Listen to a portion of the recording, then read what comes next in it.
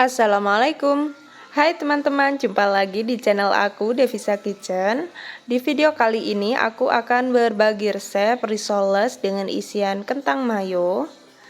Rasanya sangat enak, cara bikinnya juga gampang, dan bahan-bahannya sangat sederhana. Dan untuk yang ingin tahu resepnya, ikuti terus videonya hingga akhir. Yuk langsung ke cara pembuatannya. Di sini aku sudah menyiapkan 300 gram kentang, 60 gram wortel, dan udah aku potong dadu dan udah juga dicuci bersih. Kemudian 1 sendok teh garam, 1 sendok teh kaldu bubuk, dan 1/4 sendok teh lada. Kemudian ada 4 siung bawang merah, 3 siung bawang putih, dan 1 batang daun bawang diiris-iris, 100 ml air, dan juga 2 sendok makan mayones. Bisa di skip untuk yang nggak suka mayo. Kemudian di sini aku mau haluskan bawangnya, boleh dicincang-cincang halus.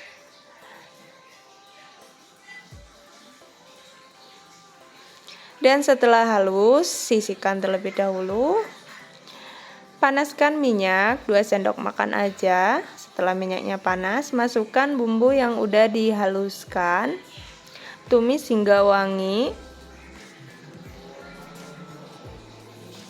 Masukkan daun bawang, merica, dan juga garam. Kemudian air. Masukkan wortel dan juga kentangnya.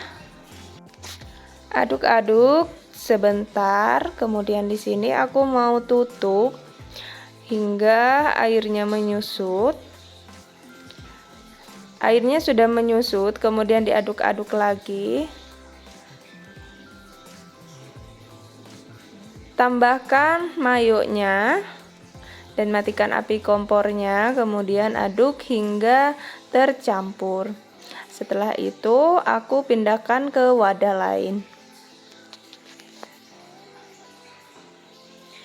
Ini udah aku pindahkan, kemudian sisihkan terlebih dahulu. Kita langsung ke bahan kulitnya. Di sini ada 300 gram terigu, 1 sendok teh garam, 2 sendok makan minyak, 2 butir telur, dan 2 sendok makan tapioka, 630 ml air. Kemudian campurkan telur ke tepungnya, tambahkan garam, kemudian tapioka. Aduk-aduk sebentar, kemudian masukkan airnya sedikit demi sedikit sambil diaduk-aduk. Lakukan hingga airnya habis. Setelah itu masukkan minyak, diaduk-aduk lagi hingga tercampur. Kemudian di sini aku mau saring adonannya supaya lebih halus dan memastikan adonannya tidak ada yang bergerindil atau menggumpal. Nah, dan ini udah aku saring, hasilnya seperti ini dan siap untuk kita cetak. Pertama kita harus panaskan teflon terlebih dahulu dengan api sedang aja.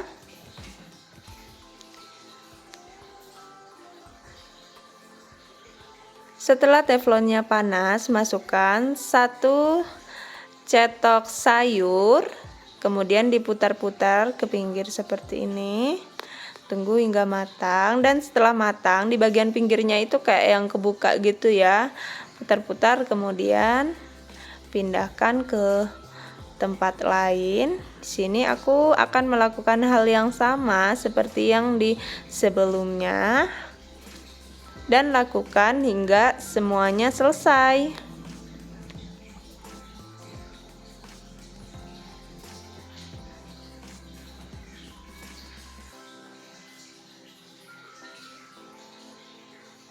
Caranya ini sangat mudah dan pastinya tidak akan gagal.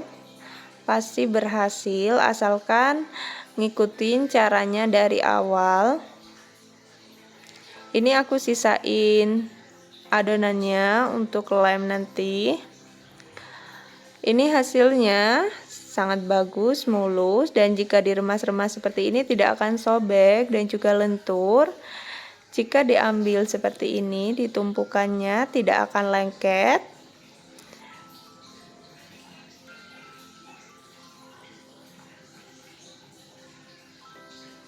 Sangat lentur ya. Kemudian mau aku ambil satu kulit lumpia dan aku kasih 1 sendok makan isiannya.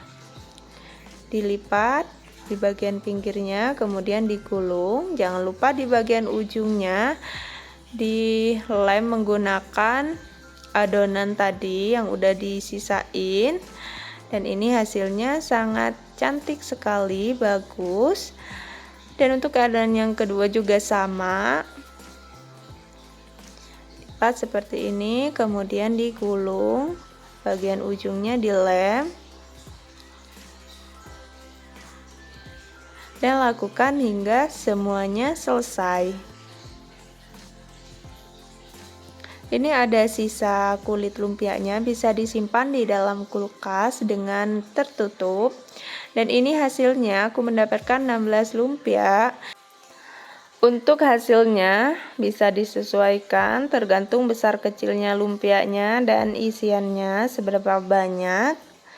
Dan ini sangat mulus, tidak ada yang bocor sama sekali. Kemudian di sini aku mau pecahkan 1 butir telur. Dikocok lepas seperti ini.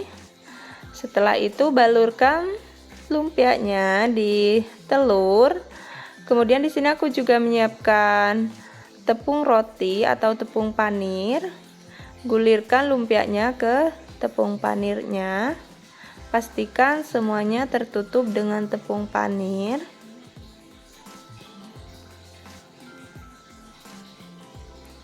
Dan ini hasilnya sangat cantik, lakukan hingga semuanya selesai.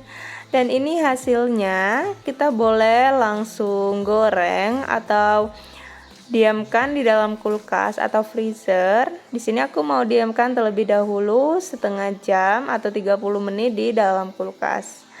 Dan setelah itu panaskan minyak, kemudian goreng lumpianya dengan api sedang dan tunggu hingga warnanya kuning kecoklatan. Dan ini udah kuning kecoklat. Angkat, kemudian tiriskan. Resep ini sangat gampang sekali untuk teman-teman yang ingin mencoba. Selamat mencoba, semoga resep ini bermanfaat. Wassalamualaikum warahmatullahi wabarakatuh.